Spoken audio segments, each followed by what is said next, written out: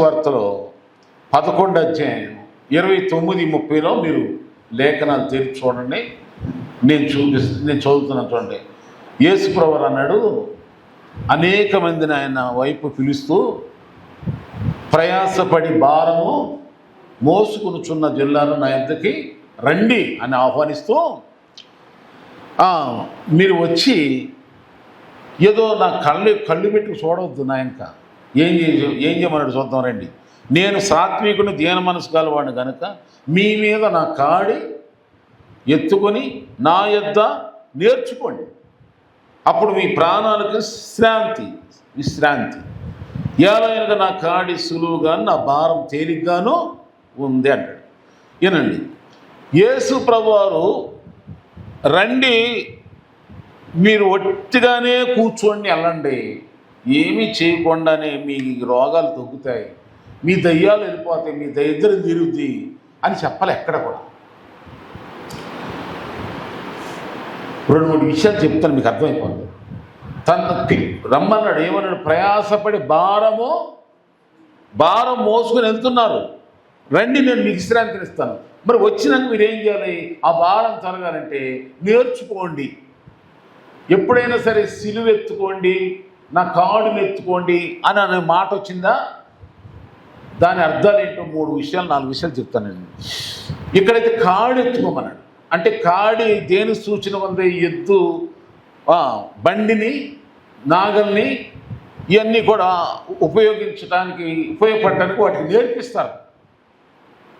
అలాగే దేవునిలో కూడా మనం ముందుకు సాగాలి అంటే, దేవునిలో దైవికంగా దేవుని మహిమ కొరకు ముందుకు సాగాలంటే నేర్చుకోవాలి. ప్రతి క్రైస్తవుడు కూడా ఏదో బైబిల్ పట్టుకున్నా, బాప్తిసం పొందేసాం, స్తోత్రం, ఆమెను వచ్చినని ప్రార్థన అనుకోమాకండి. నేర్చుకోవాలి. ఫస్ట్ పిల్లలు ఏబీసీలు నేర్చుకుంటారు, ఆ తర్వాత చిన్న మాటలు నేర్చుకుంటారు, ఆ తర్వాత పాఠాలు నేర్చుకుంటారు, ఆ తర్వాత పరీక్షలు రాస్తారు, ఆ తర్వాత పాస్ అవుతారు, ఉద్యోగాలు సంపాదిస్తారు. అలాగే క్రైస్తవుడు కూడా మొట్టమొదటిగా ఏమి తెలియపోవచ్చు, మొదట ఏబీసీడీలు ప్రార్థన, తర్వాత చిన్న పదాల ప్రార్థన, ఆ తర్వాత లోతైన ప్రార్థనలు నేర్చుకోవాలి, లోతైన వాక్యానుభవంలోకి వెళ్ళిపోవాలి. కనుక కాడి ఎత్తుకోవటం అంటే అర్థం అంటే నేర్చుకోవటం. క్రైస్తవుడు ఏం చేయాలి చెప్పండి? సిలువ ఎత్తుకోవటం అంటే అర్థం ఏంటంటే నేర్చుకోవటం. మొదటి సూచన నేర్చుకో. శిష్యులు అడిగారు, మాకు ప్రార్థన నేర్పయ్యా, మా విశ్వాసాన్ని ఎలా బలంగా ఉంచుకోవాలో నేర్పించమని అడిగారు. నేర్పాడు యేసయ్య. మరి మనం అడుగుతున్నామా? ప్రార్థన నేర్పయ్యా, ప్రార్థన కావాలయ్యా, ప్రార్థనా శక్తి నాకు కావాలి. నేర్చుకుందాం, ప్రార్థన నేర్చుకుందాం, వాక్యాన్ని నేర్చుకుందాం, ఆత్మీయంగా ఎలా ఎదగాలో, నడవాలో, దేవుని కోసం ఎలా జీవించాలో నేర్చుకుందాము గాక. అదే కాడెత్తుకోవటం. రెండవదిగా చూడండి, ఇంకో మాట మనం చూద్దాం. రెండవ విషయాన్ని మత్తయి సువార్త 10, అందరూ తెరవండి ఒకసారి. ఇది చాలా క్లుప్త సందేశమే. మత్తయి సువార్త 10 అధ్యాయం 33 ఉంటుంది చూడండి. 33 నుండి ఉంటుంది. మనుషులు ఎదుట ఎవడు నన్ను ఎరుగనను వాని పరలోకం నా తల్లి కూడా నేను ఎరుగుతాను అంటాడు. అయితే తల్లికి కూతురికి తల్లికి, అత్తకి, అంటే ఇంట్లోనే భేదాలు కలుగుతాయి. ఎందుకు కలుగుతాయి అంటే, ఒకళ్ళ విశ్వాసం ఇంకోళ్ళకి నచ్చదు, ఒకళ్ళ భక్తి ఇంకోళ్ళకి నచ్చదు. అందుకని భేదాలు కలుగుతాయి. అయినను మీరు ఏం చేయాలంటే, నాకంటే ఎక్కువగా మీరు ఎవరిని ప్రేమించవద్దు, నాకంటే ఎక్కువ మీరు ఎవరిని ప్రేమించద్దు. అక్కడ చూడండి, ఇక్కడ లాస్ట్లో ఉంటుంది 33 వచనం నుండి 39 వరకు చదువుకుంటూ వెళ్తే నేను చదివే మాట మీకు కనబడింది. నాకంటే ఎక్కువగా ప్రేమించేవాడు నాకు పాత్రుడు కాడు, తన సిలువను ఎత్తుకుని నన్ను వెంబడింపని వాడు నాకు పాత్రుడు కాడు. తన ప్రాణము అంటే దీని అర్థం ఏంటి? సిలువ ఎత్తుకోవటం అంటే ఇది రెండో అర్థం ఏంటంటే, తనకు తాను ఉపేక్షించుకోవాలి, తన్ను తాను కొంతమందిని కోల్పోవటం కూడా ఇష్టపడాలి.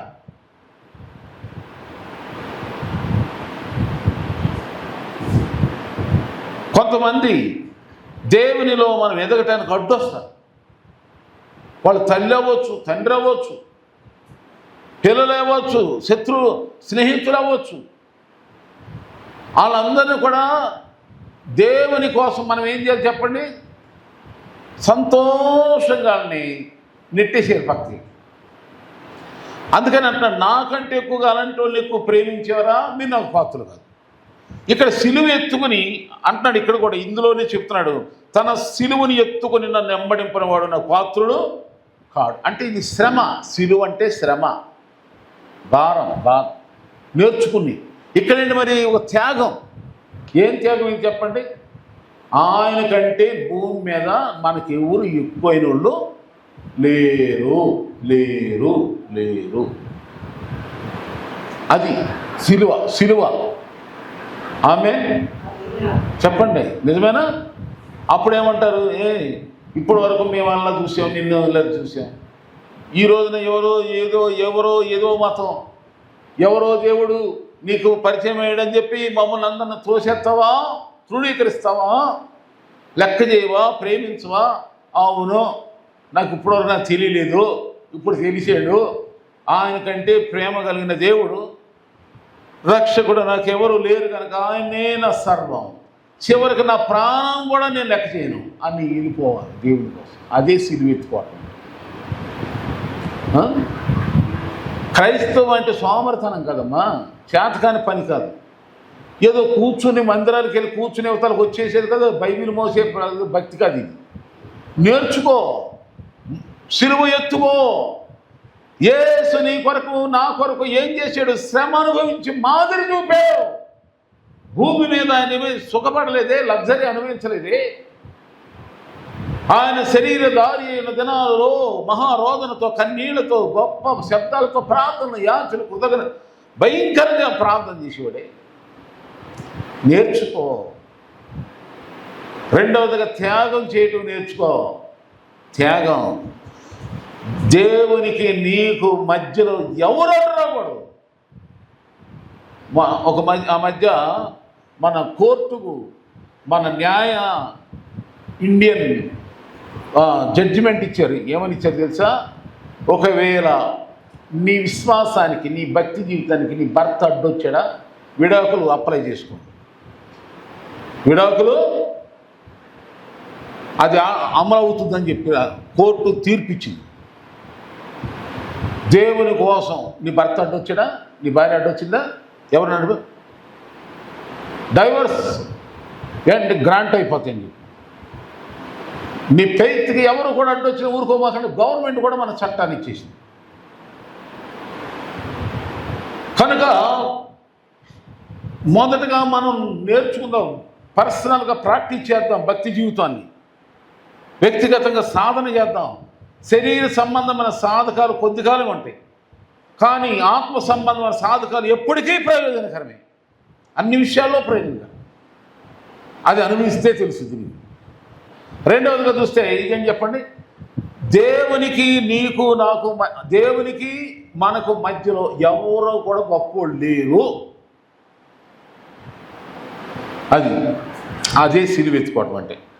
అది లేదండి మా సార్ అండి, మా బోర్ అండి, మా పింగాని అండి, మా ప్లేట్ అండి, మా తొక్క తూరు అని చెప్తే నాకు పాత్రుడు కావు నీవు అంటాడు యేసు ప్రభు. నువ్వు నాకు పాత్రుడివే కావు, ఆ తొక్క తోలుతో పో అంటాడు. మూడో పాయింట్ చెప్తున్నా చూడండి. మూడో పాయింట్ చెప్పేటప్పుడు మత్తయి సువార్త 16:21 మనం చూస్తూ ఉంటాం. అప్పటి నుండి తాను యెరూషలేమునకు వెళ్ళి పెద్దల చేతను, ప్రధాన యాజకుల చేతను ఇక ఆయన శిలువ మరణానికి అప్పగించబడుతున్నాడని తెలిసిపోయింది. యేసుప్రభువు అప్పగించుకుంటున్నాడు. అప్పగించుకునే ముందు శిష్యులతో చెప్తున్నాడు, అయ్యా నన్ను కొంతమంది వాళ్ళు వస్తారు, నన్ను పట్టుకుంటారు, నేను వెళతాను, శ్రమలు పెడతారు. అవును, శ్రమలు పడతాకని వచ్చాను, సిలువేస్తారు, చంపేస్తారు, నేను తిరిగి మళ్ళీ లేస్తాను అని అంటుండే చెప్తున్నాడు శిష్యుడికి. అప్పుడు పేతురు అనే శిష్యుడు అంటాడు, ఈ శ్రమలు నీకు దూరం అగునుగాక, నువ్వు లేకుండా మేమేనా?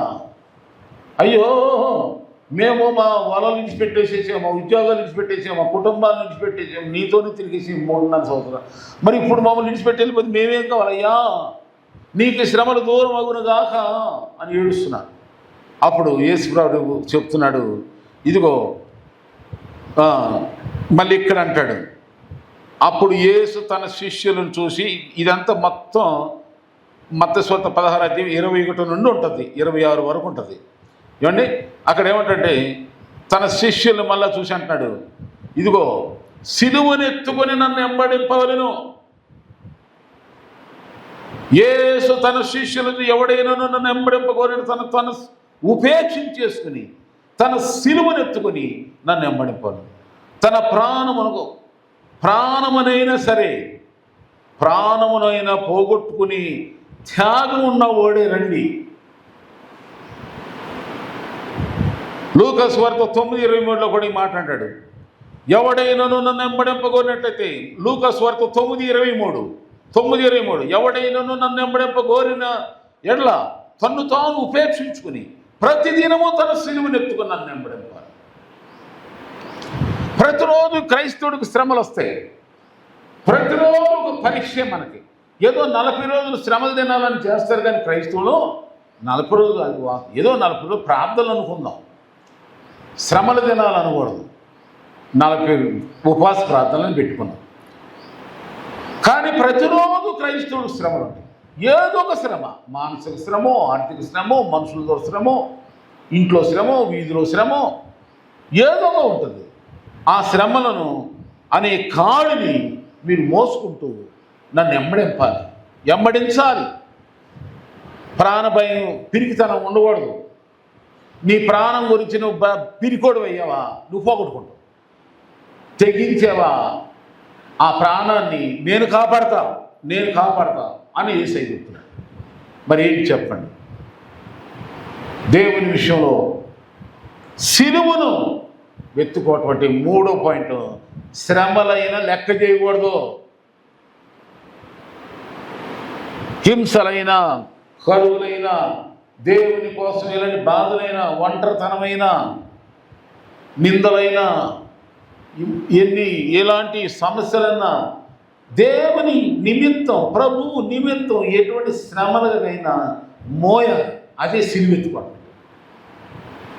ఈ చేస్తే ఇక తర్వాత 4వది ఏంటంటే, అది కూడా చదవండి. లూకా సువార్త 14:25-26 వచనాలు ఉంది. ఇక్కడ ఏమంటే చాలా జనసమూహాలు వచ్చేస్తారు యేసుప్రభువుకి ఆ రోజుల్లో. యేసుప్రభు ఎందుకంటే యేసుప్రభు చచ్చిపోయిన వాళ్ళని బతికిస్తున్నాడు, దయ్యాలు నిలగొడుతున్నాడు, 5 రొట్టెల నుంచి అన్ని వేల మంది పంచిపెట్టేస్తున్నాడు, నీళ్ళని ద్రాక్షారసం పెడుతున్నాడు, నీళ్ళ మీద నడిపిస్తున్నాడు. అవో అద్భుతాలు అంటే మరి జనం అవుతారా? ఒకవేళ మన ఐపీసీ సెక్రటరీ ఈ మందిరంలో ఒకరు ఎవరైనా ఒక సత్యసేవను తీసుకొచ్చి ఇక్కడ పడేసి బతికాను అనుకో, ఇక మనం జనం పిలవసలా. ఎక్కడలేని జనం ఇక్కడికి వచ్చేస్తారు. ఏదో నాకు అద్భుతం జరిగిందండి. మరి యేసయ్య కాలంలో అనేక అద్భుతాలు జరుగుతున్నాయి, ఇక జనం అవుతారా? అప్పుడు ఆ విస్తారమైన జనం వస్తుంటే ఆ జనాన్ని చూసి చూడండి, నా సొంత మాటగా బైబిల్లో ఉంది చూడండి, అక్కడ 14:25 వచ్చింది. లూకా సువార్త 14:25 ఉంది. ఏమనుంది? బహుజన సమూహములు ఆయనతో కూడా వెళ్ళుచున్నప్పుడు ఆయన వారు తట్టి తిరిగి, ఎవడైనను నా యొద్దకు వచ్చి, ఇది మొదలెడతాడు యేసయ్య. తల్లిని, తండ్రిని, భార్యను, పిల్లల్ని, అన్నదమ్ముల్ని, చివరికి తన ప్రాణాన్ని కూడా ద్వేషించుకోకపోతే మాత్రం నాకు శిష్యుడు. ఇప్పుడు ప్రాణం మీద పెట్టాడు. దేని మీద అండి? ఇందాక కొన్ని శ్రమల దాకా వచ్చాం. ఇప్పుడు ఏమంటాడు? ఏమంటే ప్రాణాన్నే ద్వేషించాలంటే ఎవరిని? మన ప్రాణాలనే. అదే క్రైస్తవం అంటే రోషం కలిగింది దైవ భక్తి అంటే. రక్తాలు కార్చిన యేసు ఏమి చూస్తున్నాం మనం? క్రిస్టియన్స్ అంటే త్యాగంతో కూడింది. క్రిస్టియన్స్ అంటే అనేక విధమైన త్యాగాలకు రుజువు. ఒకటి నేర్చుకో, ఇంతకుముందు నువ్వు నేర్చుకున్నవన్నీ దేవుని దగ్గర పనికిరావు, ఇప్పుడు నేర్చుకో. సిలువ ఎత్తుకుని వెంబడించడం ఒకటి నేర్చుకో. రెండవదిగా ఆయన కంటే ఎక్కువగా నువ్వు ఎవరిని ప్రేమించడం, ఎవరు అడ్డు వచ్చినా తొలగించుకో. అప్పుడు కష్టంగానే ఉంటుంది కొన్ని, ఆ స్నేహంలో బంధువులు బంధుప్రీతులు అన్నీ కొలితేస్తాను. అయినా అది ఒక సిలువ. ఆయన భరించు.